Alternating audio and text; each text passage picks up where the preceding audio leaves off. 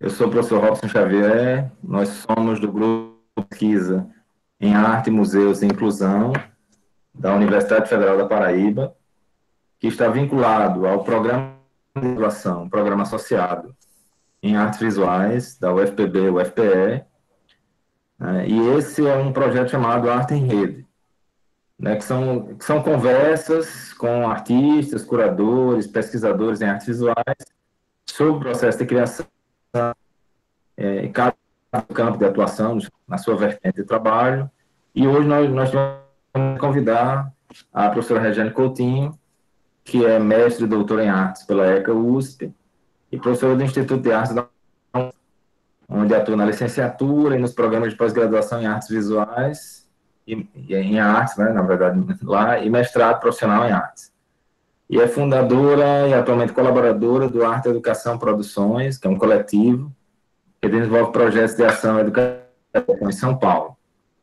Tem artigos, vários artigos publicados em periódicos e livros sobre a educação em museus e a formação de educadores mediadores. Incluindo um livro chamado Artes Visuais, da exposição à sala de aula, produzido pela Edu, em 2005, em coautoria com Ana May Barbosa e Heloísa Salles.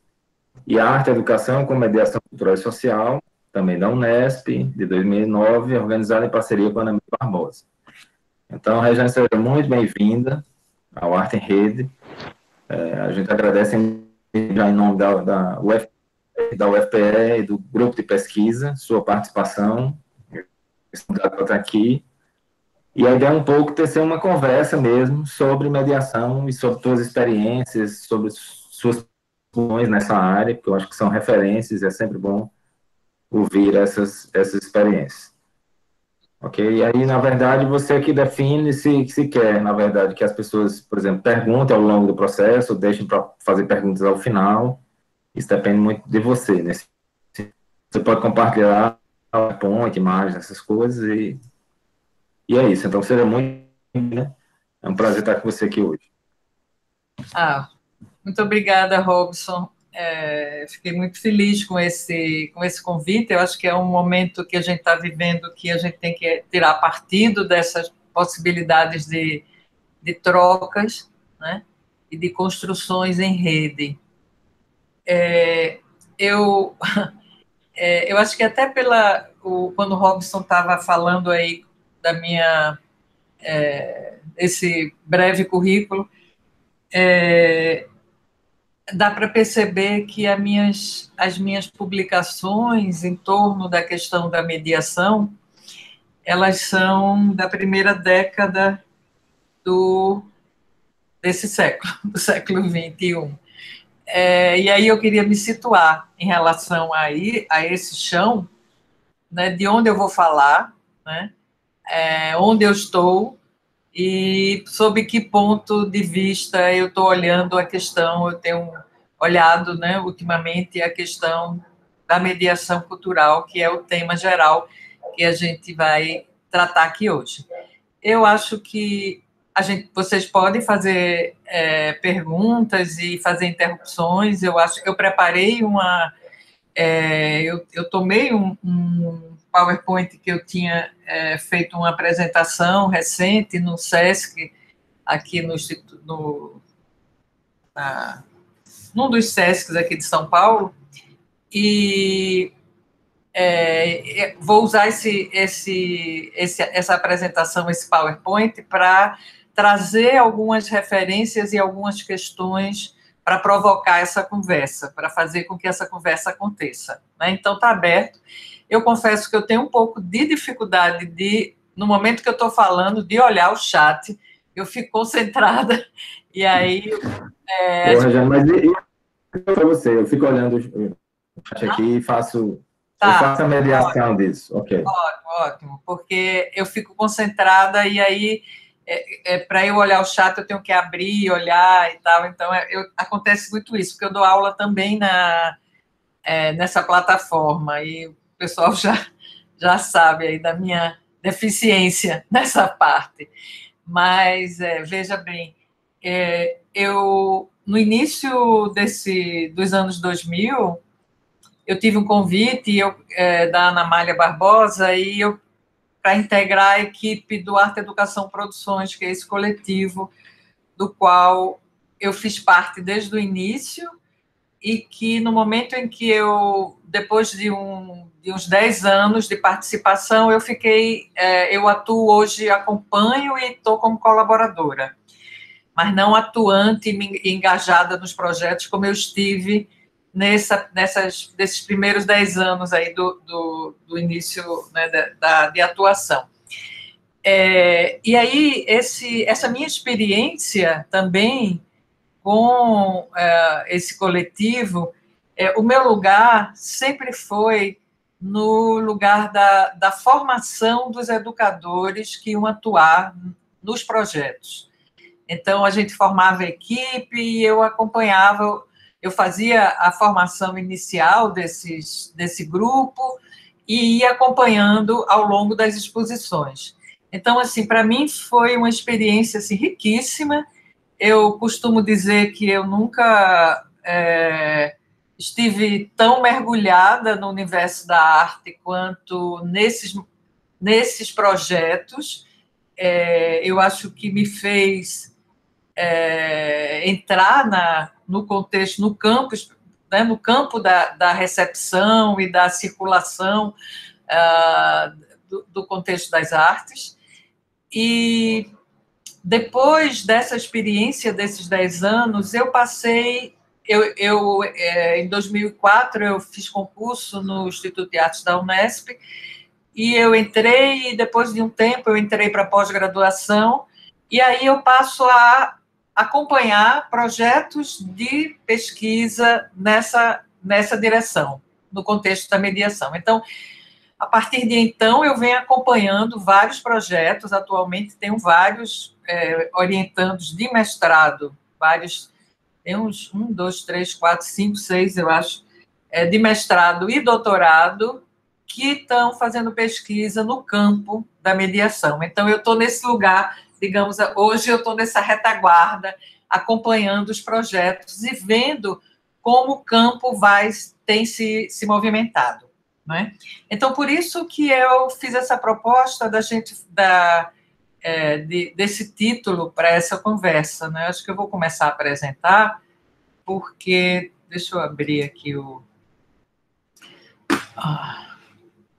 PowerPoint, porque aí já entro na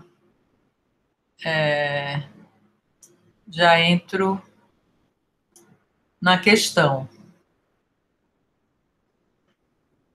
Está começando aí para vocês? Tá sim. Agora, eu acho que você tem que abrir a tela correta, tá? Aí, ok. Uhum. Falta só ampliar.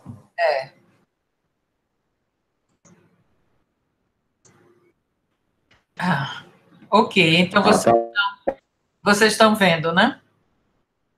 Sim. Eu é que não vejo vocês, então Robson, você vai ter mesmo que me ajudar aí com os comentários, e se alguém quiser abrir o microfone ao longo da apresentação, eu acho que vai bem. Está indo? Você voltou para a tela anterior e voltar para a apresentação. Aí, ok. Ok. Então, veja, por isso que voltando ao que eu estava falando, esse comentário sobre mediação cultural, e aí eu, como tenho uma veia nas pesquisas históricas, da história do ensino de artes, meu mestrado, meu doutorado caminham nessa direção, eu continuo a trabalhar, né, por essa perspectiva. Eu acho importante a gente entender a história para que a gente entenda o presente, né, e possa pensar a partir dos contextos atuais, né. Então, eu resolvi fazer um recorte aqui e trazer, na verdade, esse slide aqui, fazer uma pontuação sobre um início de um processo que acontece no MASP em 1947, a partir de uma entrevista a partir de uma reportagem da revista O Cruzeiro, de 1947, e a partir de uma entrevista com uma monitora, entre aspas, aí, mas era assim que era chamado na época, que integrou esse curso que eu vou falar aí do MASP. Então, para a gente entender esse início, essa pontuação, e depois esse contexto cultural de São Paulo,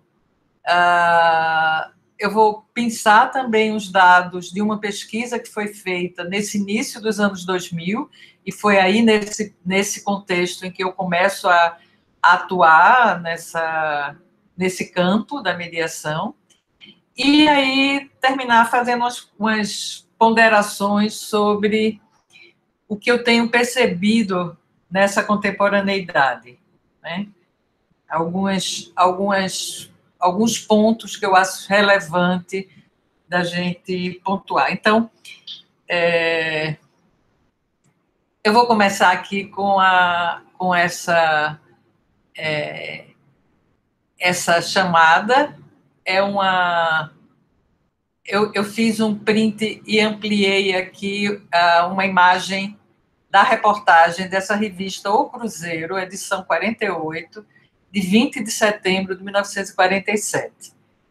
É uma reportagem que ocupou 4 páginas da revista. Eu não sei se vocês sabem, mas a revista O Cruzeiro, ela foi a revista aqui no Brasil, nesse período, era dos Diários Associados, ou seja, do Assis Chateaubriand, né?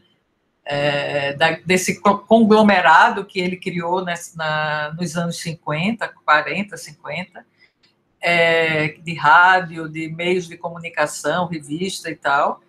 E ele é o criador do MASP, né? o Chateau, né? O Chateaubriand.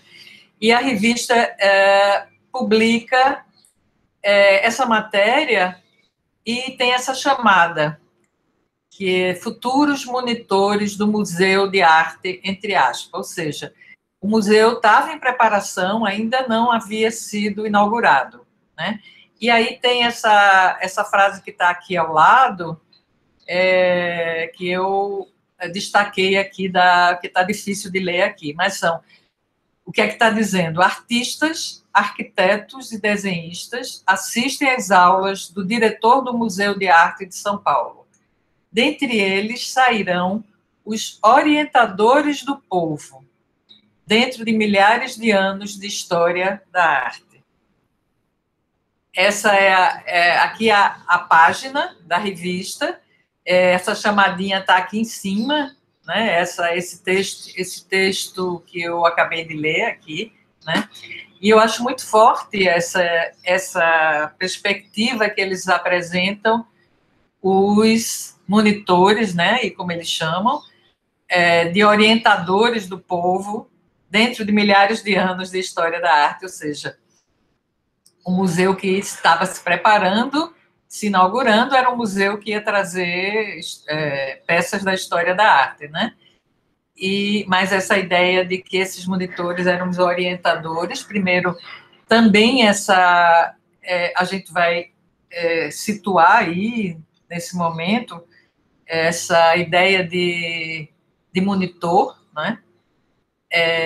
Eu acho que o MASP, ele é um marco aqui no Brasil, né, de um museu que é construído com um projeto moderno de museu, que já pensa desde a sua concepção num serviço ou num departamento educativo, né? Ele já traz essa ideia na sua estrutura, tanto é que, antes dele abrir, já começa a acontecer um curso de formação dessas pessoas que vão atuar dentro desse departamento educativo, né? E aí essa foto também eu acho bonita, essa foto é uma página inteira essa fotografia e esse que a gente está vendo aí na tela, né, da revista.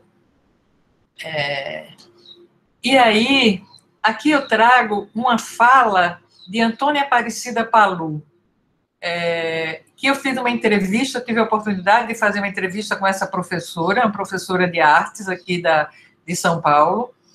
Ela, eu até soube recentemente que ela tá com 100 e poucos anos e está viva ainda. Ela mora aqui no interior de São Paulo hoje, mas ela atuava aqui na capital. E eu fiz um texto, eu escrevi um texto sobre essa entrevista naquele livro de Ana May, que a Ana May publicou não faz muito tempo, junto com Vitória Amaral, aí de Pernambuco, né, coordenadora do curso de vocês, do curso de pós, Mulheres Não Devem Ficar em Silêncio, né? Mas a Palu, ela é conhecida como Palu, ela me diz, ela começa a falar do curso, eu nem tinha noção na época, não tinha encontrado ainda essa entrevista, mas ela vai falar que ela foi uma das alunas monitoras do museu em 1947, e aí ela diz, dos 3 brasileiros éramos o Flávio Mota, que depois foi professor da Fundação Armando Álvares Penteado e da Faculdade de Arquitetura e Urbanismo da USP, acho que vocês devem conhecer o Flávio Mota, de referências e tal. O Ademir Martins, também artista, né, que era um pintor formidável, simbolista, lá do Ceará, e eu, brasileiros. Aí, na sequência da entrevista, eu pergunto a ela, mas brasileiros, porque os outros não eram? Aí ela se coloca e ela diz, não, o que eu estou falando é que nós éramos nascidos no Brasil, a gente era um grupinho, a gente formava um grupinho, porque a grande maioria dos outros participantes do curso eram de descendência estrangeira, né? Então, aí a gente já percebe que era um curso que formado de uma certa elite, né? Enfim, era como a gente viu lá, artistas, arquitetos, desenhistas, né? Que fizeram parte desse curso.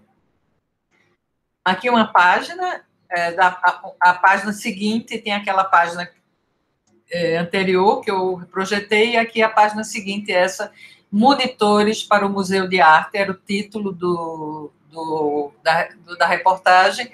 O texto é de um jornalista chamado Arlindo Silva, e as fotos de Peter Scheyer, não sei pronunciar muito bem.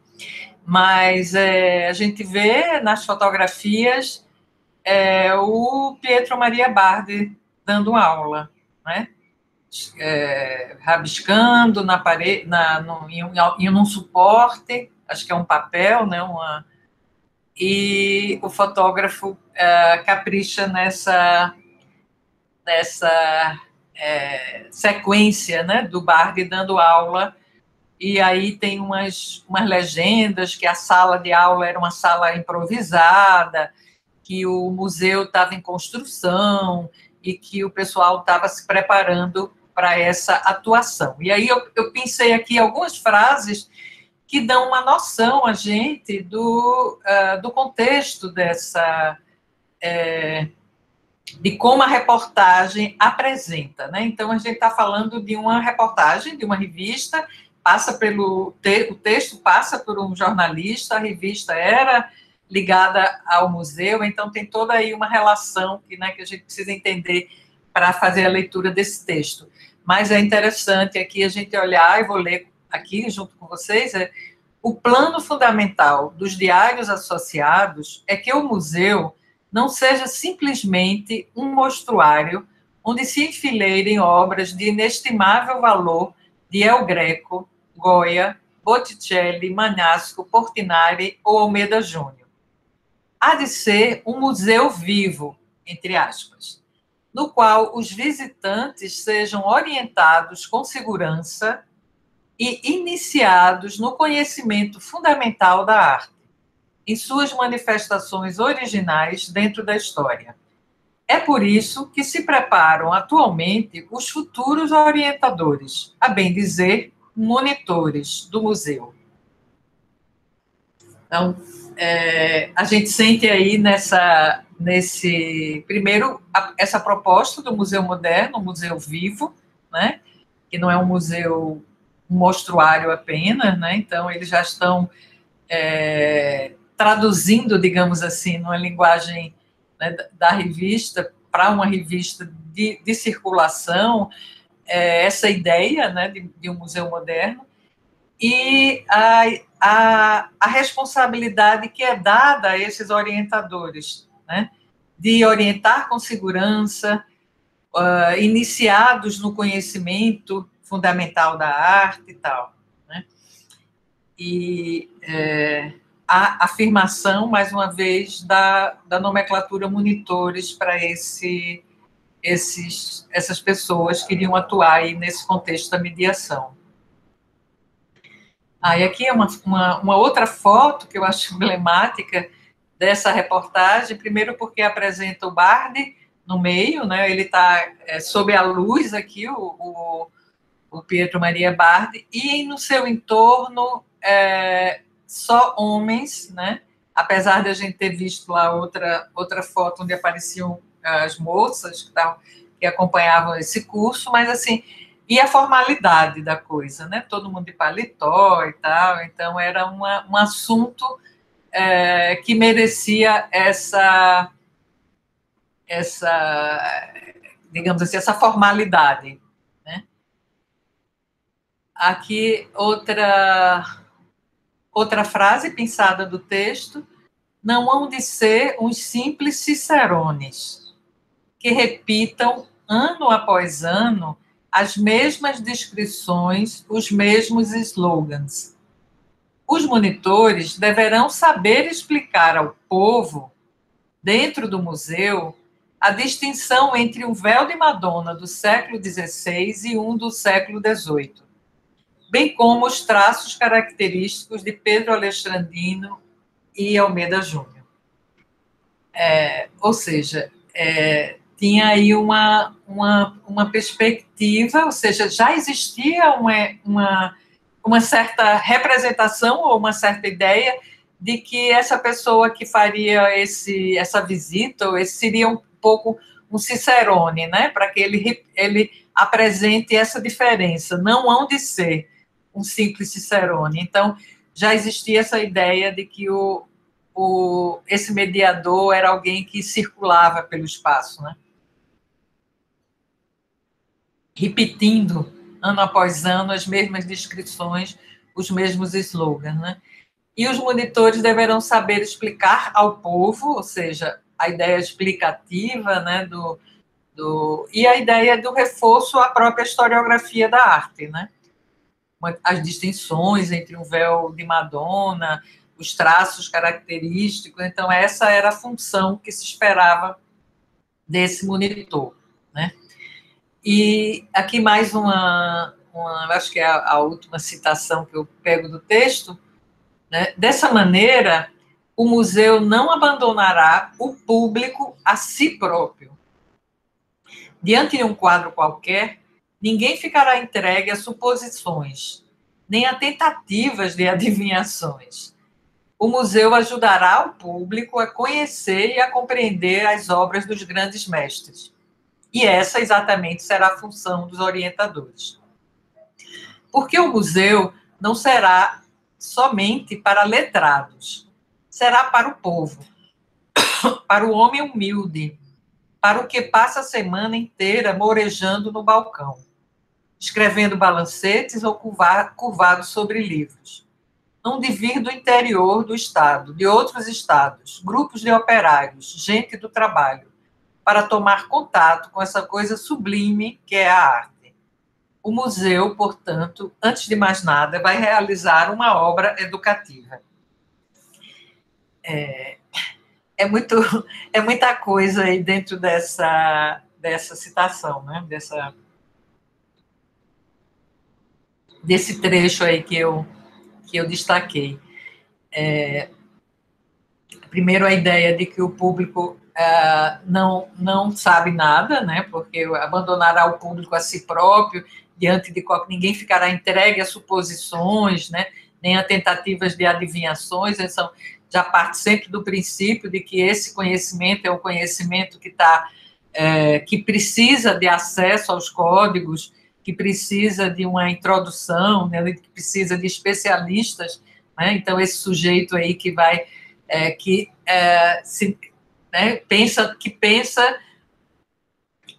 quer dizer, essa ideia que o museu carrega de que o público é leigo, né?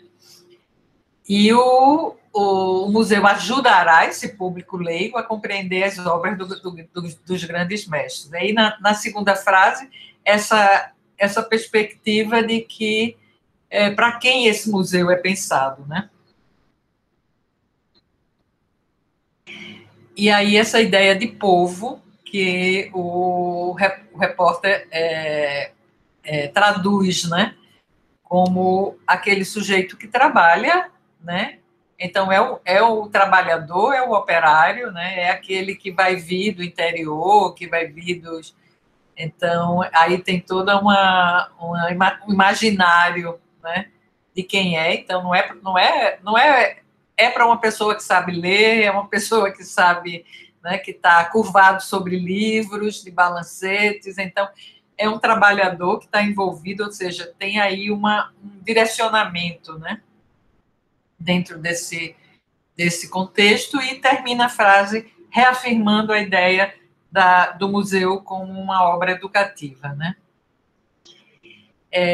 Aí aqui eu trago para contrapor, para a gente ter mais argumentos, até para entender esse contexto, uma outra citação da Palu, da professora que eu entrevistei, né, que aí ela vai dizer, quando se instalou o Museu de Arte, houve um preparo para monitores. E aquele preparo era não somente explicador, e sim didático, formador e didático. Eu tive o prazer de levar todos os alunos da Caetano de Campos para conhecer o museu. A Palu aqui está ressaltando, primeiro, que o curso não era só de conteúdo, né, assim, de explicar a história da arte, mas que ela depois explica né, assim, que tinha esse cuidado educativo, né, e ela vai falar bastante da Lina Bobardi. É interessante porque na entrevista com a Palu ela fala, em 2 momentos ela cita o Pietro Maria Bardi. Ela fala que ela tinha sido uma das pessoas que tinham ido buscar ele no aeroporto, e ela fala, quando eles chegaram da Itália, aqui para São Paulo, e ela fala depois, no final, que ele ajudou ela a fazer o trabalho final do curso. Mas, ao longo, ela cita que ela chama a Lina, ela cita a Lina, em alguns momentos, né, como a pessoa que estaria mais próximo dessa perspectiva didática, né, preocupada com as questões didáticas dos mediadores, né, dos monitores aí nesse processo de formação. E aí, aqui uma outra informação, que esse curso foi um curso seletivo. A própria reportagem da revista explica isso, que dentre eles vão sair os monitores, ou seja, era um grupo de pessoas que estavam fazendo o curso e foram selecionados a partir desse curso, e ela não foi uma das selecionadas, a Palu.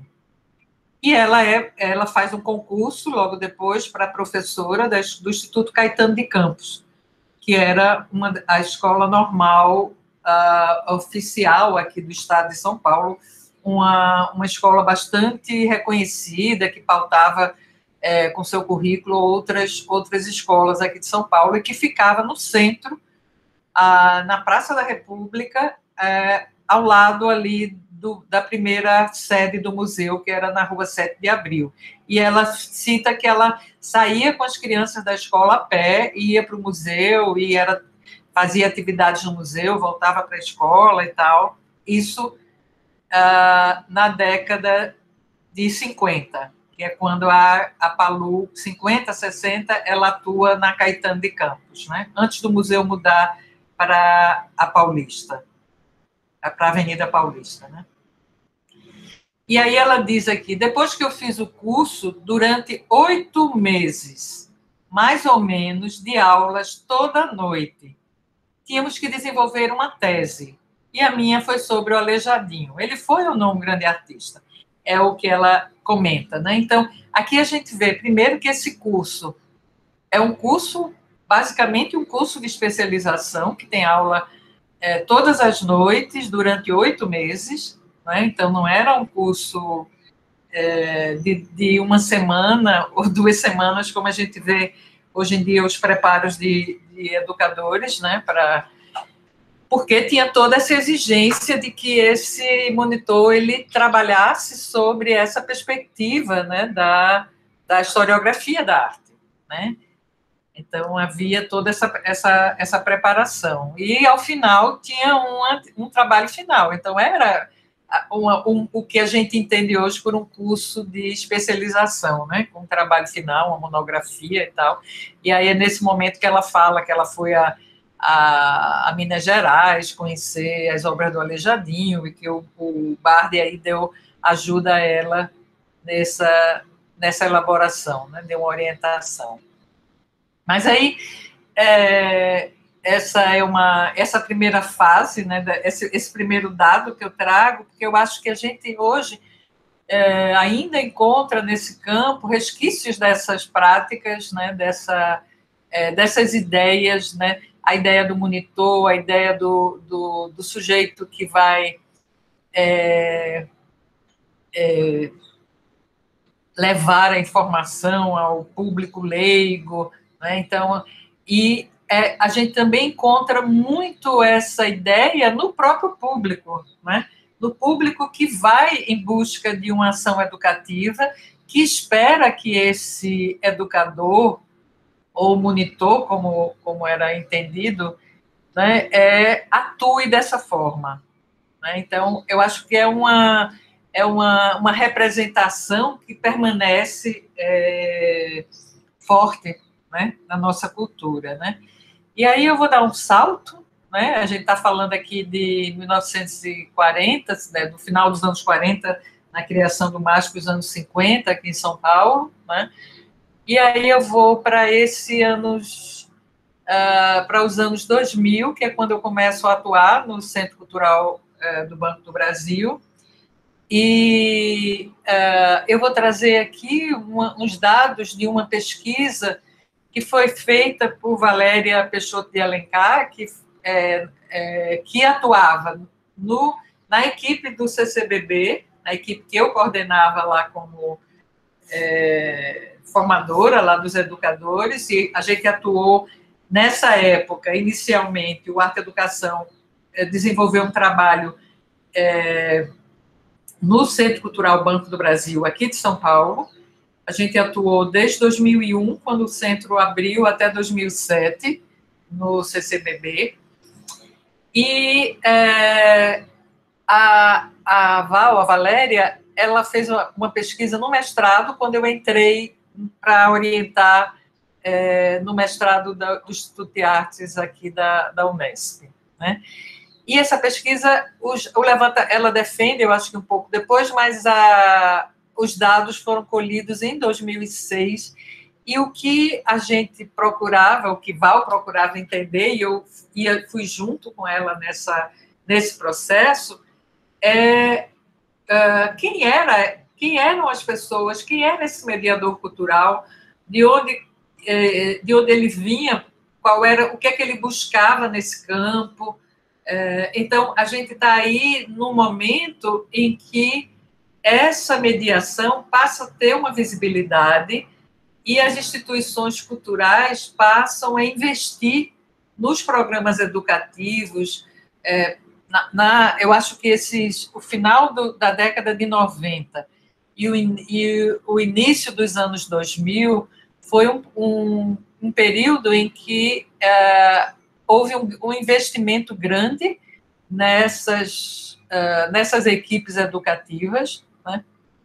E se projetava aí esse campo como um campo de trabalho, né?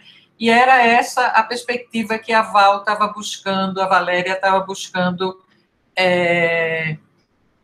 investigar, né? Então, ela realiza a pesquisa em 2006. Ela chegou a ter o retorno, na época, ainda não foi os questionários foram respondidos em papel, ainda não era no Google Docs, aí e ela teve 100 mediadores da cidade de São Paulo que responderam, né? A pesquisa chama o Mediador Cultural, Considerações sobre a Formação e Profissionalização de Educadores de Museus e Exposições de Artes. Né? Essa dissertação pode ser acessada, ela defendeu em 2008, no site da pós-graduação do Instituto de Artes da Unesp. Mas, enfim, eu vou pensar só aqui, rapidamente, que já nessa época a gente encontra essa faixa etária de 18 a 22 anos, desses 100. Por quê? Porque nesse período estava acontecendo a Bienal aqui em São Paulo e todos esses estagiários, na época, atuavam na Bienal, esses que responderam, mas isso dá uma dimensão, né? Nas outras instituições, na época, o trabalho era feito por educadores já formados, né? Então, tinha esse grupo aqui do meio, de 23 a 32 anos, era a faixa etária mais presente aí nesse grupo, né? Mas tinha também de 33 a 37 e acima de 38 anos também. Aqui os que não responderam a idade ao responder o questionário, né? Mas ela usa aqui uma qualificação do... Ai, gente, eu agora vou esquecer, eu não coloquei aqui o nome do... que está naquele livro do Antônio Novoa, Vidas de Professores, daqui a pouco eu lembro. É uma classificação sobre como o professor, o educador, se situa na sua trajetória profissional, né? Então, o início do período inicial de formação, depois o início da vida profissional, depois um período de relativa experiência e busca de estabilidade e estabilidade profissional. E a gente vê essas pessoas atuando nessa perspectiva de um projeto educativo, porque são temporários, desde que foram assim, né? Eram poucas as instituições que investiam na constituição de uma equipe fixa de educadores, né? Elas eram temporárias e a gente vê essa diversidade de idades aí. E aí, aqui tem alguns dados que eu não sei se vale a pena a gente entrar assim, com tantos detalhes, mas é importante a gente ver que a grande maioria desses educadores estavam em processos de formação, né? Tinha os que estavam na formação inicial, ou seja, eram estudantes ainda de uma graduação, né, e estavam na categoria de estagiários nessas equipes, mas tinha a grande maioria, que era bem maior, 74, eram graduados, muitos com 2 graduações, e quase 50%, 42%, com pós-graduação, né? Então, alguns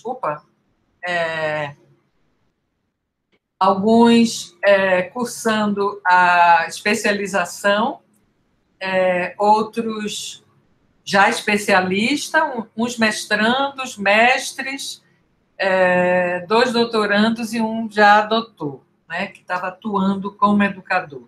Então, a gente vê aí um lugar que é também um lugar de atuação profissional, que é também um lugar de formação, né, que está muito associado a esses processos de formação. E a gente vê, infelizmente, de 2006 para cá, como esse campo foi perdendo digamos assim, que essa qualidade, eu diria assim, né? Porque, pelo menos aqui em São Paulo, as instituições atualmente estão empregando basicamente estudantes estagiários nesses trabalhos de mediação. São poucas as instituições que estão optando por trabalhar com pessoas que já têm experiência, né? Mas, mesmo assim, ainda, quer dizer, continua sendo um espaço de formação, né? Se caracteriza como espaço de formação e não como um espaço de perspectiva de profissionalização.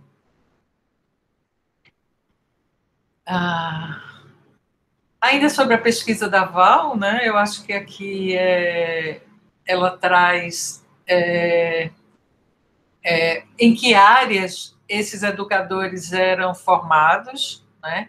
Então, a gente vai ver que grande parte, a maior parte, está na área de artes e afins. O que ela qualifica como artes e afins é, por exemplo, arquitetura, design, pessoal que trabalhava com cinema. Então, todas as sub-áreas das artes visuais, música, dança e teatro, né? Então, a grande maioria estava nessa categoria. Ciências humanas, e outras poucos, né, que fugiam a essa, poucos que não eram dessa categoria, né.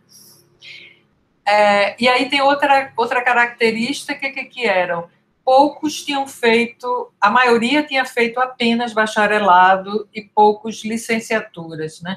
Isso é um pouco para a gente pensar, a gente fez essa separação para pensar o quanto essas pessoas tinham, nas suas formações, se preparado para atuar no campo da educação, né? Ou seja, quem faz licenciatura tem disciplinas de educação no seu processo de formação, né? Quem faz apenas bacharelado não tem essa experiência, né? Não traz da formação essa experiência, tem isso como experiência de outra forma, né? Essa é mais uma separação por categorias, né? Mas eu acho mais importante a gente pensar que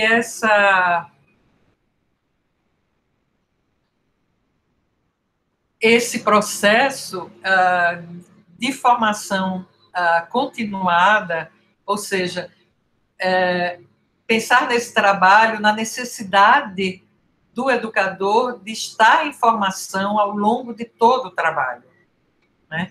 Então, a formação, ela não se dá, não é apenas aquela que ele carrega quando inicia o trabalho, nem aquela nas 1 ou 2 semanas de preparação anterior, mas pensar que esse trabalho demanda uma formação em processo, ou que a gente chama de formação em serviço, né, durante todo o trabalho. Essa fotografia é de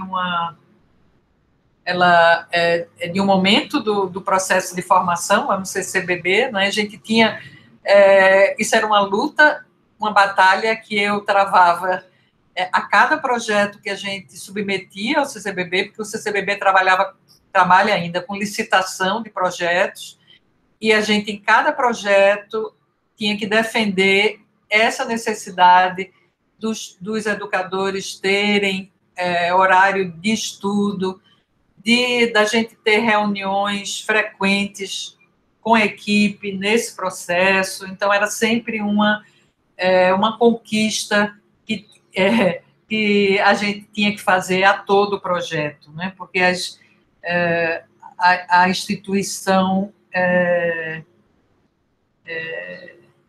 tem as instituições, e o CCBB é uma instituição ligada a um banco, né? Então, a mentalidade da produtividade impera, né? Enfim. Ô, Regiane, diga. É engraçado que esse perfil pouco mudou, né? Desse período para cá, né? Se você for ver. Porque a maioria ainda tem um perfil muito semelhante em termos de contrato temporário, trabalho hoje muito especificamente com estagiários, né? Então, ainda não se configura como uma prática profissional, assim, na maioria do país, assim, não tem essa configuração. Tanto que ainda falta também muito impacto na formação, né? Na formação inicial, por exemplo. De mais Exato. sobre o assunto, de mais ações sobre o assunto. Acho que pouco foi transformado ao longo do tempo. O que impacta também é a mediação, né? No fim das contas. Porque uma equipe, uma vez formada, às vezes tem uma nova, que tem que receber nova informação, aí reinicia o processo. Exatamente. É exatamente esse o que eu estou querendo focar, sabe, Robson? Que ela acaba sendo um campo de passagem. Os educadores vão transitando, né, e são poucos os que permanecem. Eu estou até olhando para essa foto aqui, feliz de ver que eu vou passar o cursor aqui, mas a Thelma Lebel, que está aqui, ela acabou de defender o mestrado e ela, junto com o Alberto, que está aqui, eles têm um grupo com outros educadores que surgiu aí desse trabalho nesse período, que chama o Zebra 5, que é uma equipe que desenvolve projetos educativos para instituições culturais a partir de jogos e tal. A Cristiane, que está aqui, ela continua atuando, né? Outros são artistas que estão aqui. Enfim, acaba sendo um espaço de formação, né? E as instituições, pouco, como você mesmo disse, pouco entendem da necessidade de uma permanência, né? De uma equipe permanente, né? E aí, pensando nessa perspectiva da formação, eu acho que essa consideração que a gente está tendo aqui, né, de que o campo continua muito semelhante, até talvez, até não, no que eu acompanho hoje, ele está mais precarizado ainda, porque os contratos de trabalho agora de MEI são mais frágeis, colocam o educador ainda numa situação de mais fragilidade aí nesse lugar, que o processo de formação, ou seja, a formação em serviço, ela precisa ser cuidada, né? Porque você acaba formando equipes a cada projeto, equipes com pessoas muitas vezes com pouca experiência, né? E que estão em processo de formação e precisam desse suporte, desse acompanhamento, né? Porque senão eles vão acabar repetindo aquele modelo lá do monitor lá da década de 50, né?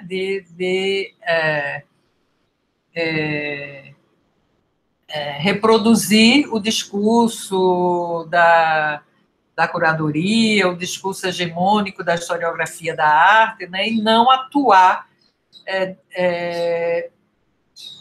com ações educativas nesse lugar, né? Então, eu queria, eu vou pontuar aqui agora alguns aspectos em relativos a essa questão da formação, né? Eu acho que eu aqui destaco três vertentes desse processo de formação que eu acho que são relevantes, né? O campo da arte, né? Obviamente, porque a gente precisa mergulhar no contexto que você vai atuar, né? Então, o educador que vai trabalhar numa determinada exposição, ele precisa entender o contexto de atuação, né? O campo da comunicação, que muitas vezes é relegado, mas que esse trabalho do sujeito que atende o público, que está numa instituição, é a ponta e a frente, né? É a pessoa que recebe primeiro esse público que está. Então, há questões do campo da comunicação que são relevantes de serem tratadas, né? Apesar de muita gente, às vezes, discordar de mim, mas eu acho que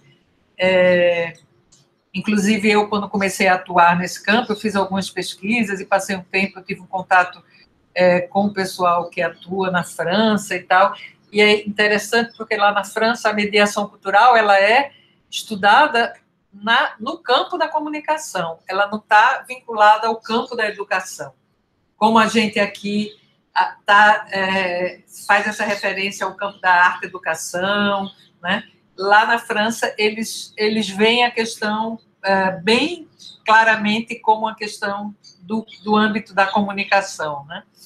Mas que não é só isso, eu estou citando 3 campos, né? Que é também o campo da educação, que é fundamental, né? Porque a gente está tratando aí de conhecimento e de pessoas, e nesse espaço entre, né, obras e projetos artísticos que provocam, né, pessoas, o público, né, que a gente costuma chamar de público, mas são pessoas, né, crianças, jovens, velhos e tal, né? Então, preparar estratégias, pensar em propostas para esse atendimento é uma questão do campo da educação, né?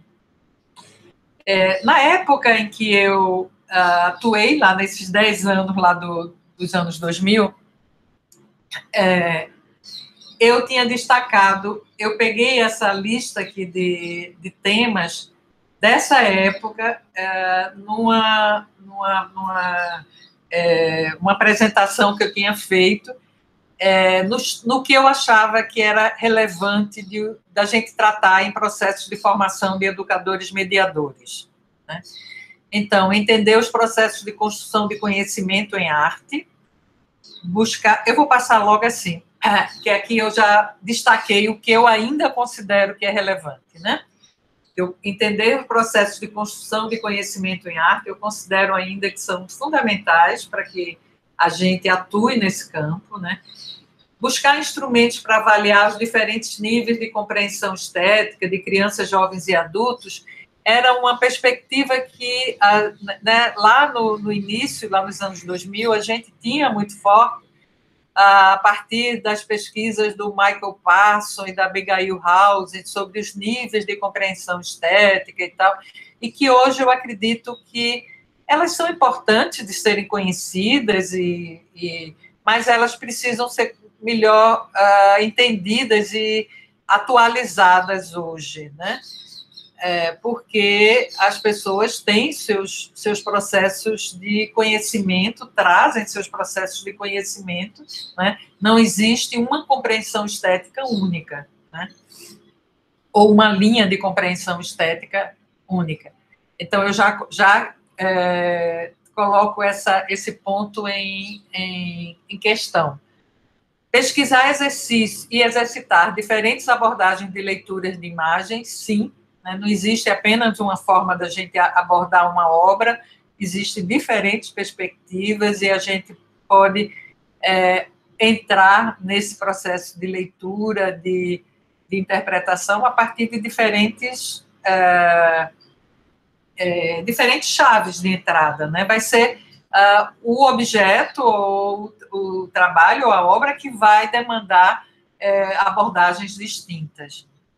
E aí eu acho que é importante exercitar isso com os educadores mediadores. Trabalhar as diferenças de percepção e recepção dos diferentes públicos, incluindo aqueles com necessidades especiais. Eu aqui já acho também que da forma como a gente entendia essa questão lá no início dos anos 2000 para hoje, eu acho que houve avanços aí nessa compreensão, né? Eu acho que todo mundo tem necessidades especiais, né? Mas que continua sendo um assunto relevante, né? Como atender públicos com deficiência, com cadeirantes, com deficiência auditiva ou visual, né? É um assunto ainda em parte relevante, mas tem que atualizar da forma como eu tinha colocado lá, né? discutir diferentes concepções de arte, cultura e educação, buscando situar e refletir sobre suas próprias concepções. Eu grifei aqui, porque eu acho que esse deveria ser o primeiro ponto a trabalhar com esses educadores. Todo mundo traz suas concepções de arte, cultura e educação, que a gente vai construindo ao longo das experiências que a gente vai tendo na vida, né? E se a gente não para pensar sobre elas, para refletir sobre como a gente construiu, de onde vem essa minha concepção de arte, como é que eu tenho as ideias que eu tenho sobre arte, eu vou acabar repetindo isso, né? Eu vou acabar reproduzindo algo sem ter uma noção de que, inclusive, de que estou fazendo reproduções de ideias, né? Que podem ser situadas, né? Até para eu me entender nesse contexto, né, de atuação. E exercitar processos de criação em arte de forma relacionada com o contexto da exposição.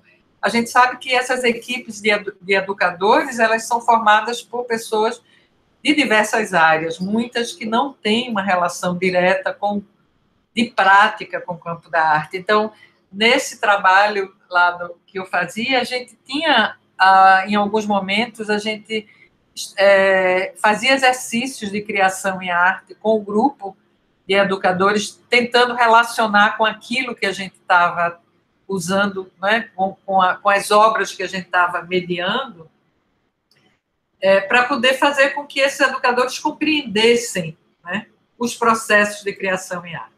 Né? A gente sabe o quanto isso é importante aí nesse contexto da mediação. Né? Mas eu acho que hoje eu ainda acrescentaria que esse trabalho hoje, eu acho que assim, digamos que eu estou aqui nessa chave. Antes eu estava pensando como formar os mediadores. E aí, hoje, eu acho que eu colocaria assim, como esse trabalho de exposições formam mediadores. Então, assim, o próprio trabalho, a própria prática, ela é uma prática formadora. E aí eu destaco aqui, para terminar, e a gente poder ter um tempinho ainda de conversar, essas questões a se pensar a partir do exercício da mediação. Né? Ou seja, esse quem tá no terreno, quem está trabalhando, sabe que esse é um trabalho constante, que envolve constante pesquisa. Eu, quando estou atuando como educadora mediadora, eu tenho que estar nesse modo de pesquisa, é um modo constante. Né? Então, reforçar essa necessidade da pesquisa, essa necessidade de buscar tecer relações aí entre os conhecimentos, né? Que eu acho que talvez a gente, pensando na abordagem triangular, a contextualização aí que atua, né? Fortemente, né? A gente, esse é um trabalho, uma prática, né, que envolve a dimensão da contextualização fortemente, né, no processo de leitura e de estabelecer relações com o campo. Né. A outra questão é os processos colaborativos que se estabelecem entre mediadores e públicos. Né? A gente tem visto o quanto os grupos de mediadores se fortalecem quando eles atuam, quando eles entendem que esse trabalho não é um trabalho individual, né? Ele é um trabalho em equipe. Né? Apesar de eu estar, né, do mediador, receber o grupo, né, ele atuar individualmente, ele não está sozinho ali, digamos assim, né? Essa atuação dele, ela carrega a experiência coletiva de todo mundo ali, do grupo ou da equipe onde ele está envolvido, né? Além de que hoje a gente tem visto também muitos educadores que têm desenvolvido processos autorais colaborativos, né, que são estabelecidos pelos educadores, né, em colaboração com seus pares ali no processo de mediação. Então, acho que esse é um outro dado que é relevante, né? Eu destaco também essa perspectiva do inacabamento dos processos artísticos e educativos, ou seja, a gente sempre tinha ali uma ideia de que a visita educativa ela tem um começo, meio e fim, né?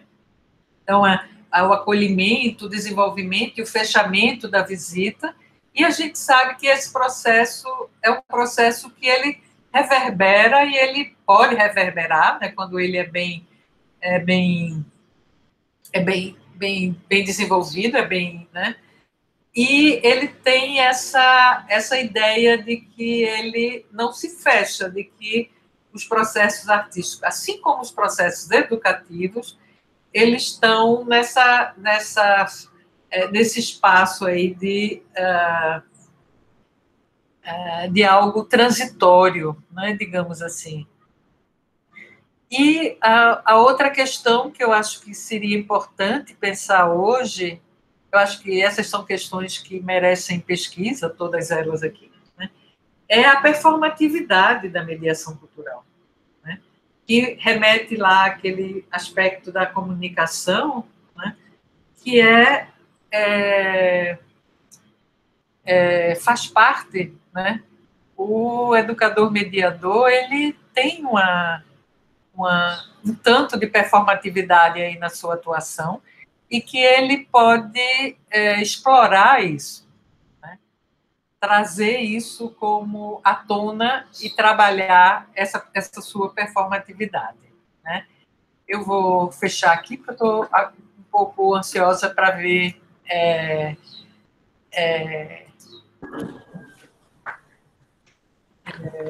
Ok, Jane, temos. O Rui está querendo fazer uma pergunta, eu acho que ele pode já falar. Não sei se você quer a câmera falar, Rui. Oi. Olá. Olá. Oi. Queria muito agradecer a sua apresentação. Deixa-me aproveitar porque eu acabei tipo apontando a pergunta, então também para ser mais fácil para mim de articular as ideias. Não sei se você que está percebendo o meu sotaque. Estou. Dá para entender? Dá, ok. Então eu vou ler a pergunta só um segundo. Eu acabei escrevendo, assim, tomando nota. Mais uma vez, muito obrigado pela sua apresentação. Acho que nas entrelinhas desse seu trabalho existe um maior otimismo relativamente ao sujeito que se depara com arte, que foge aos arquétipos tradicionais da modernidade no que diz respeito ao paradigma da educação. Eu também queria pedir então desculpa pelo meu amadorismo na temática geral em questão, mas acho que eu tenho pensado estas questões sobre o ponto de vista da colaboração entre artistas e outros atores fora dos circuitos institucionais, em particular na minha área de interesse, que é a arte feita com som ou arte sonora. Acho que em parte você já abordou isso na sua apresentação, mas acho que queria explorar um pouco mais esse tema que tem a ver com o seguinte. Será que o processo, e que é uma questão mais macro e que tem provavelmente menos a ver com a questão também, que é muito importante, que é a questão económica, que é a questão do trabalho do mediador, mas é uma questão mais, digamos, mais macro sobre qual é que será um projeto futuro relativamente ao processo de mediação no museu, não é?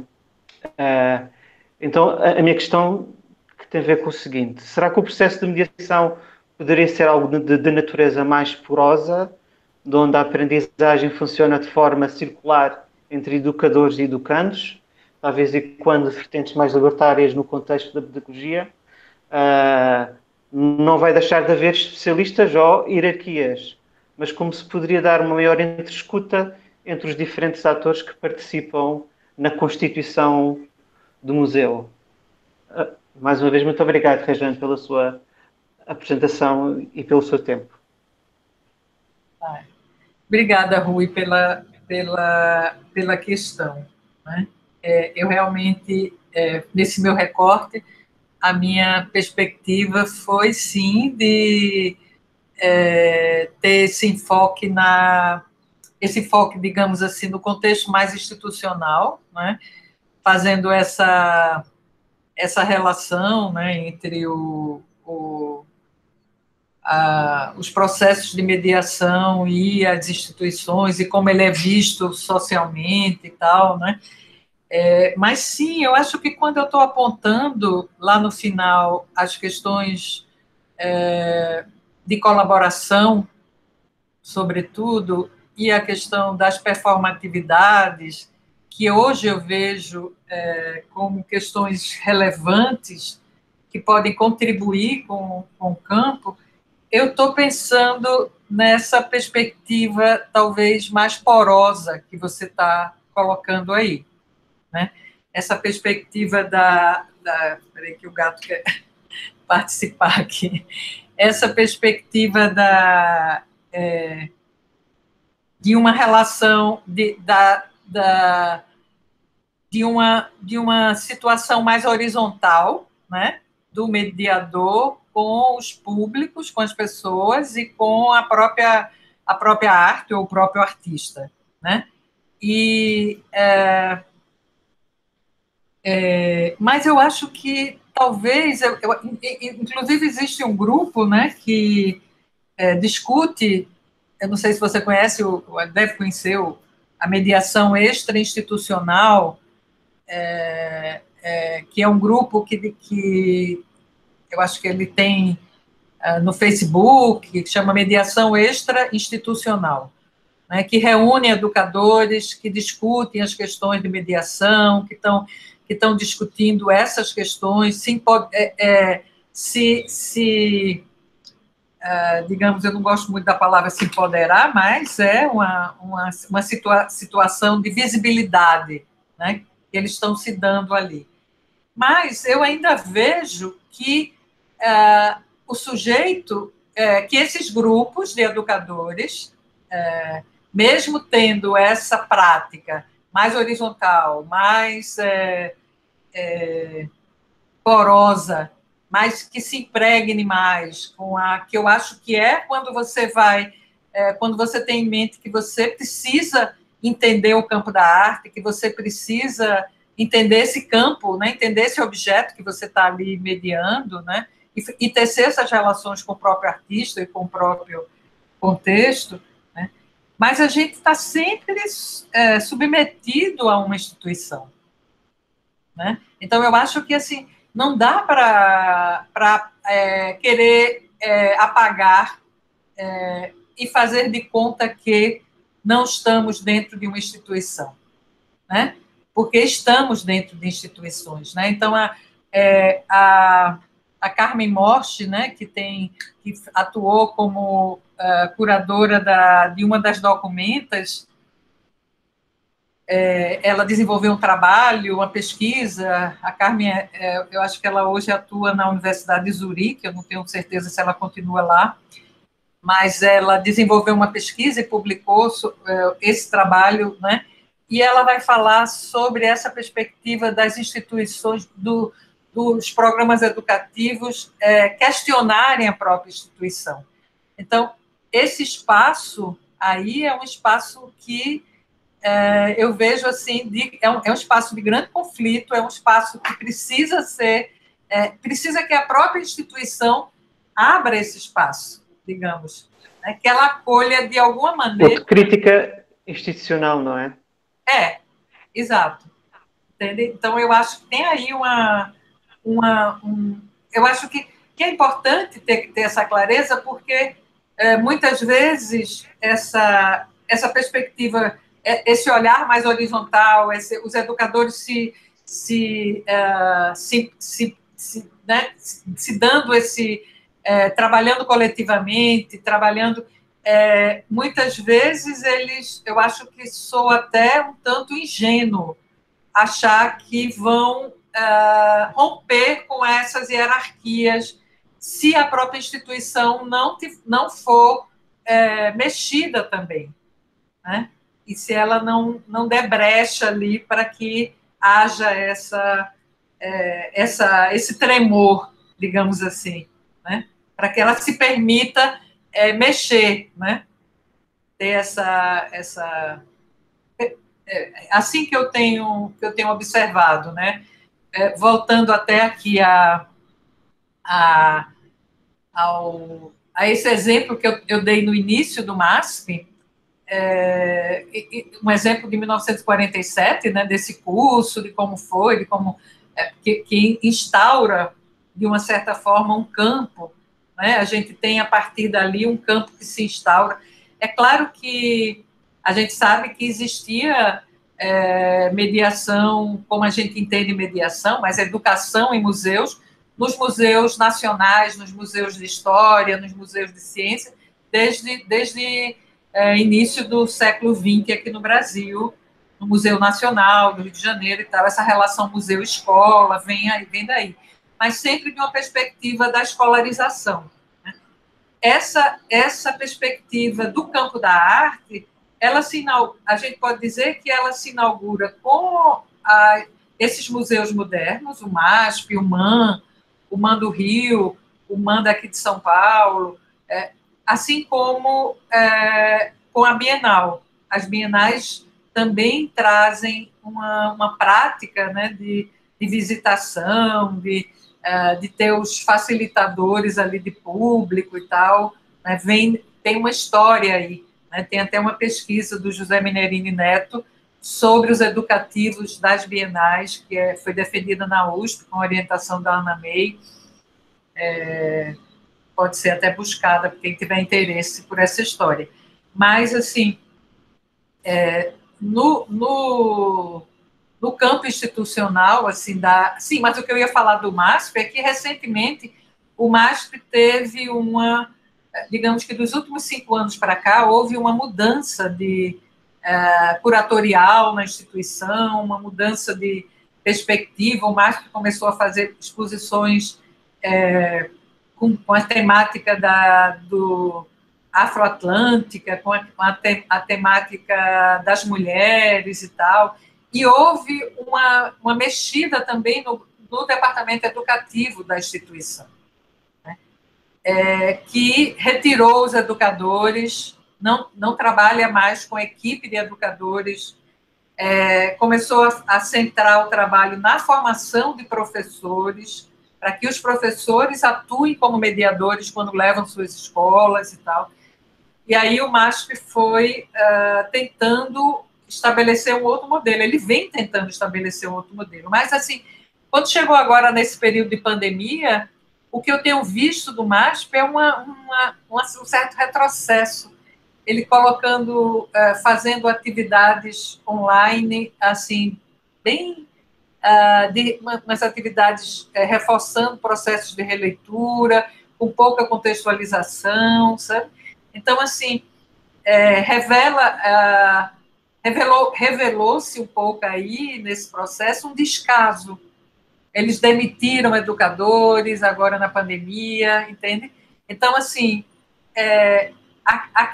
eu estou dando esse exemplo do MASP porque ele, num determinado momento, anunciou uma coisa diferente para o campo, uma perspectiva, mas, no fundo, ainda tem uma ideia de que o Departamento de Educação é uma coisa menor na instituição, entende? Ele não está par a par com um departamento de curadoria, com um departamento de, sabe?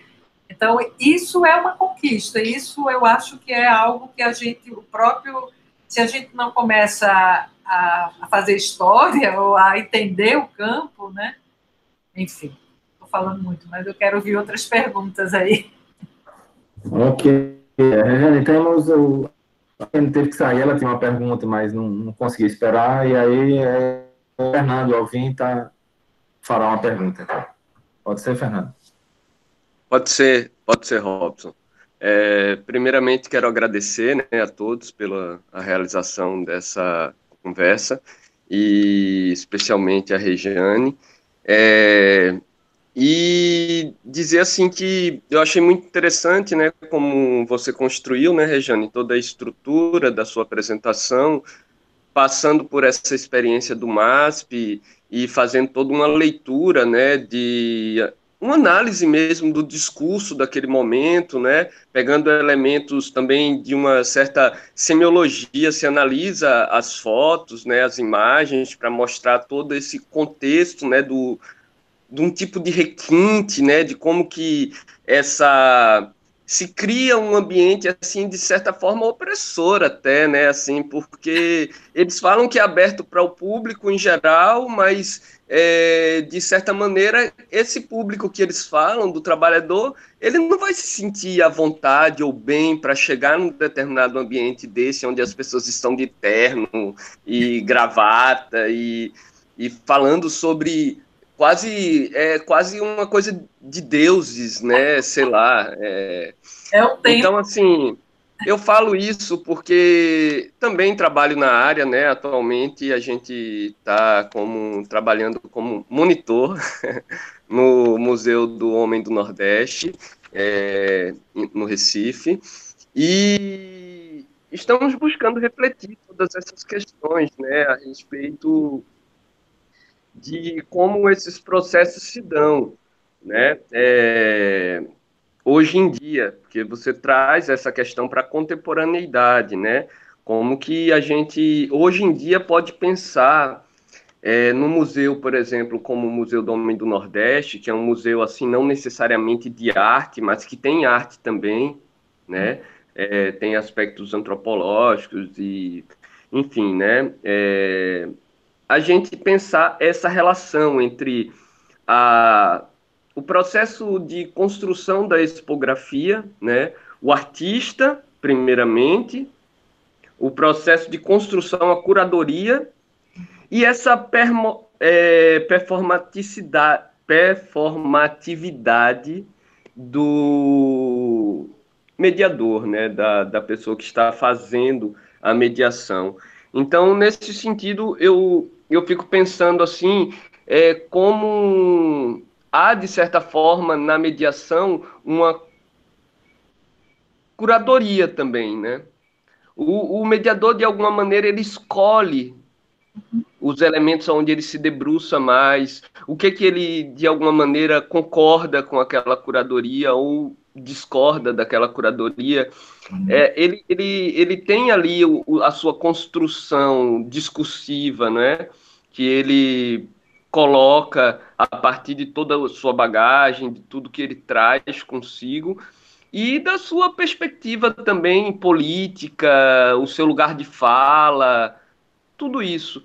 Então, eu queria, assim, se for possível, que você falasse um pouco a respeito dessas questões, né, entre o artista, o curador e o mediador, e muitas vezes, assim, não necessariamente o artista, mas pode ser, às vezes, uma peça que não é de arte, mas que naquele momento em que está sendo feito aquela reflexão, esse mediador traz vários elementos ali do seu discurso que abre um leque para aquela peça que, não sei, vamos pensar aí, Heidegger fala de que a obra de arte ela abre mundo, né?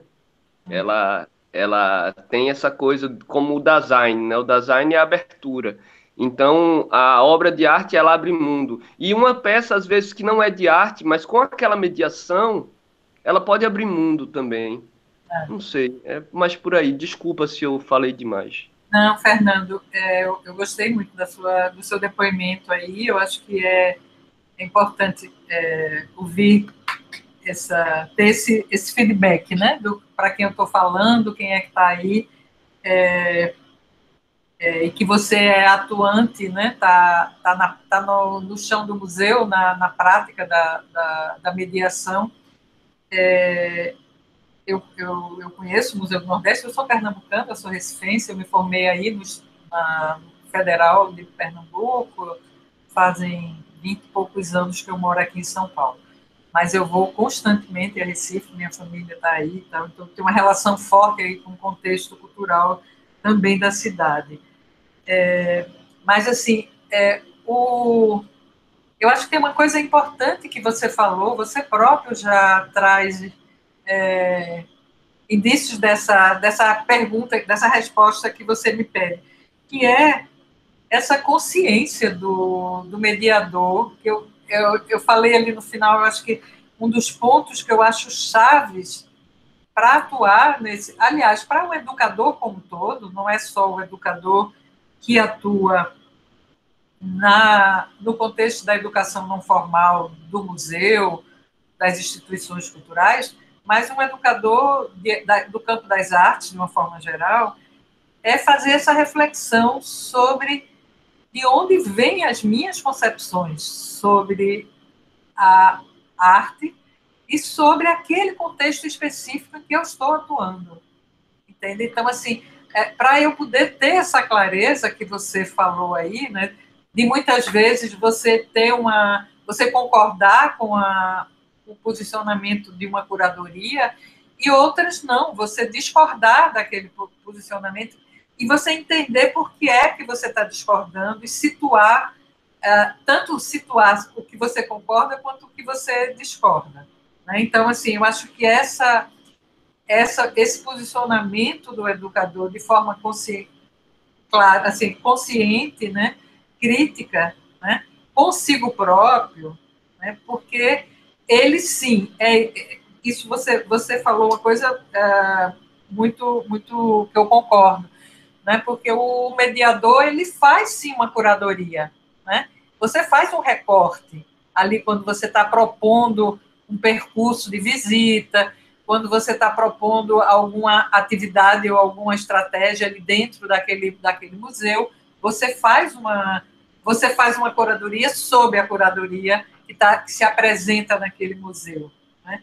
Então, você precisa ter claro se você está aí, nesse lugar, reforçando aquilo, ou se você está ali abrindo a possibilidade para que as pessoas tenham isso que você falou aí você citou aí no final, de que as pessoas tenham a possibilidade de estabelecer relações e abrir mundos a partir dessa perspectiva, né? E não se atuar de forma reprodutora, né? Que é o que a gente tem muito visto, né? E aí eu fico até triste de saber que que o museu ainda nomeia vocês como monitores, né? Porque eu acho que essa ideia de monitor, ela carrega até nem tanto, quer dizer, para você, se você faz esse questionamento, não, mas para o público que entra na instituição, o monitor é aquele especialista que ajuda o outro, né? O monitor do professor, o monitor, né? Uma vez até eu assisti uma performance que uns educadores colocaram um monitor aqueles monitores antigos de computador, botaram na cabeça e saíram pela exposição para fazer a mediação com aquilo. Foi até em Portugal isso, na Culturgest, um centro cultural que tem em Lisboa. Eu assisti uma vez uma performance que era num evento que estava se discutindo mediação. Né? Mas, enfim, eu acho que Regiane, só... muitas Desculpa. Né? Só para pontuar uma coisa, a gente se autodenomina como arte educador, mas na carteira é assinado monitor. Entende? Então, nós somos monitores legalmente, institucionalmente falando, nós somos monitores. Mas a gente se denomina como arte educador, mediadores e tal. Que bom. Então, pois é. Mas ainda a instituição ainda está aí, né? No páreo. Mas eu acho que você está correto aí nas suas ponderações, sabe? De ver, de fazer essa reflexão, né? Eu acho que é só assim que a gente pode mexer com esses processos reprodutivos, né? O campo vem tanto reforçando. Ô, Rejane, temos mais perguntas, uma do Jefferson e uma para finalizar. Quais seriam as últimas para o nosso tempo já está bem. Mas é isso. Eu acho que o Jefferson pode falar, o Leandro em seguida, e você tenta responder as duas no final, ok? Gente, Regiane, primeiramente, parabéns pela apresentação. Também agradeço a todo mundo, né, por fornecer isso. Então, a minha pergunta vai como assim, como de um jovem pesquisador para uma pessoa que já pesquisa desde 2000, né, já faz 20 anos já. Então, tu falou que na primeira fase da parte da mediação cultural, em 1940, ela era formada por uma elite, né, que fazia o processo de mediação para um público que era feito por trabalhadores, operários e tudo mais. E esse pessoal, no caso, eles tinham uma performance já para trabalhar com eles, né? Então, talvez essa performance, a linguagem deve ser um pouco diferente, complicada. E na segunda fase, tu falou que essa elite veio diminuindo, no caso, veio sendo trabalhado, a mediação cultural começou a ser por pessoas, graduados, né, e veio caindo, veio sendo precarizada.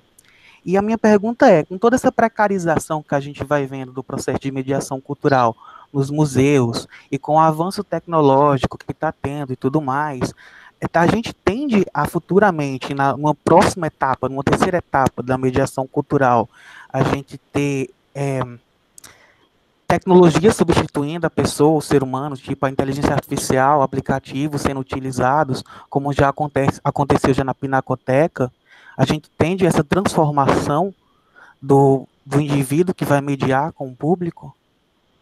A minha pergunta é mais essa, sabe? Não sei se deu para entender. Deu para entender, né? Assim, a tua preocupação hoje, né, com a questão. Que bom que você acompanhou meu raciocínio aí, você foi compondo o raciocínio. Eu achei interessante assim, a gente ter o feedback também de como a pessoa compreende. Mas eu vejo que, quer dizer, primeiro que a gente não tem bola de cristal, né? Mas eu vejo que as tecnologias, elas são produzidas por pessoas, né? Então, quer dizer, os programas, os aplicativos,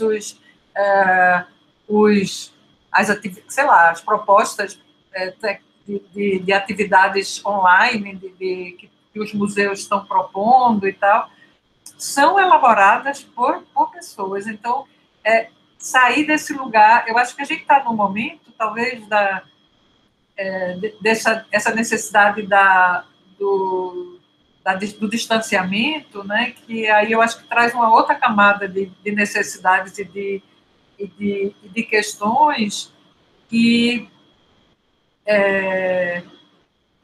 a gente não sabe muito bem como isso vai repercutir, né? Eu acho que é para onde você está apontando a sua pergunta, né? Se a gente vai acabar, se o educador vai ser substituído pelas tecnologias, né? Eu vejo que num determinado nível, no nível da divulgação virtual, vão ter propostas sendo feitas, né? Mas essas propostas vão necessitar, eu acho que a importância da gente fazer críticas, por exemplo, aos tipos de proposta, como eu estava citando agora, o que o MASP está fazendo atualmente, é exatamente para que a gente possa reforçar a necessidade de que o MASP tenha consciência de que ele precisa de um educador ali para propor aquela atividade na plataforma virtual, entende? Então, assim, eu acho que não substitui, né? Eu acho que são formas diferentes de coabitar, talvez. Né? Exato. A pergunta ela fica mais assim, porque assim, a gente vê que nesses anos está tendo uma precarização imensa, né? Em todos, tanto no Sul quanto no Brasil, a gente vê também na disciplina do professor Robson. Aí eu vim me questionando esses dias sobre isso. Aí eu vi assim, que já tem 20 anos de experiência, né? Vamos aproveitar e perguntar, né? Que é a experiência. Resolve. Eu acredito que vocês que estão aí no chão agora, que estão fazendo a coisa acontecer. Obrigado. Bom, Leandro, então nós encerramos a pergunta com você, Leandro, ok? Tá certo. Obrigado. Bom dia, Regiane. Bom dia, professor. Bom dia, pessoal. Eu quero agradecer, primeiramente, foi uma palestra muito boa. Eu queria fazer algumas pontuações antes de fazer. Quer dizer, a minha pergunta, na verdade, já foi respondida, porque eu ia perguntar sobre como seria esse profissional do futuro, já que você começou no início falando sobre esse profissional que, antes mesmo de abrir o MASP e tal, e eu queria saber sobre essa perspectiva do futuro mesmo. Mas aí você já respondeu aqui, então eu vou falar sobre, fazer outros comentários sobre outras coisas que não são propriamente da mediação, mas assim, que eu acho que eu não vou ter outra oportunidade, assim, não sei quando, de falar com você, então eu vou aproveitar. Primeiro, a questão das telas. Eu também tinha muito problema de quando estava apresentando, porque às vezes eu queria ver os comentários e não tinha esse acesso. Então, aí eu instalei um monitor no meu computador, e aí eu deixo o pessoal no lado, assim, eu fico vendo as perguntas e fico apresentando. Então, isso, assim, salvou minha vida na aula online, assim, super dica, assim, vale a pena. Tipo, mudou totalmente a minha relação com a aula, tá. E a outra coisa é para falar de uma coisa que não tem nada a ver, mas que eu vou aproveitar, que esse ano, no livro didático, eu escolhi o Se Liga na Arte, que é o livro da sua organização, e assim, quando eu escolhi depois de assistir a sua palestra lá na Unpap, que teve na Unesp, e eu gostei muito da sua fala. Então, assim, como eu estava um pouco em dúvida de escolher, eu acabei escolhendo um que tinha, assim, você como referência, assim, que eu já conhecia, e é um livro que eu tô gostando bastante, sabe? Então, eu queria dar esse feedback, aproveitar e dar esse feedback, e eu estou conseguindo, assim, adaptar minhas aulas online com o livro e tal. Então, era mais para dar esse feedback mesmo e dizer, assim, que por mais que seja um livro assim que fala das 4 linguagens, mas assim eu sempre consigo estender mais assim nas linguagens que eu tenho maior domínio. Então é um livro assim que eu tô gostando bastante. E é isso, já que eu ia perguntar sobre o futuro e você já respondeu, fazer meus comentários e pronto. Obrigado. Você leu o material do professor desse livro, porque eu falo sobre essa questão das 4 linguagens lá, porque não é essa a ideia, né? A gente, enfim, acho que tem aí uma questão. E depois o livro foi feito por uma equipe, né? Então a gente tem nós éramos 5, né? É uma coleção, né? Bom saber que está gostando, que bom, está sendo útil. Obrigado. Bom, obrigado, Leandro, a todos e todas, a todos, né, que estão aqui. Obrigado, Regiane, mais uma vez. Eu quero dizer que foi muito boa a participação, excelente. Eu acho que isso contribui muito para colocar reflexões sobre o campo e fomenta, inclusive, essa relação com a pesquisa, porque é fundamental, né, pensar na ideia de que o mediador, o artista, o pesquisador, é sempre um pesquisador.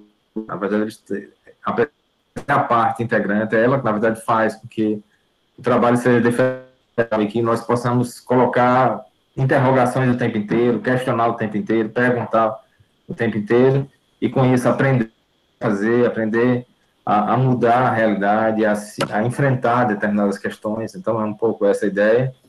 Regiane, muitíssimo obrigado em nome do Programa de Pós-Graduação em Artes Visuais, UFPB-UFPE, né, do Grupo de Pesquisa Arte, Museus e Inclusão, pela participação aqui. Não sei se você quer falar uma coisa para encerrar, mas é um pouco essa a ideia, e muito pela participação mesmo.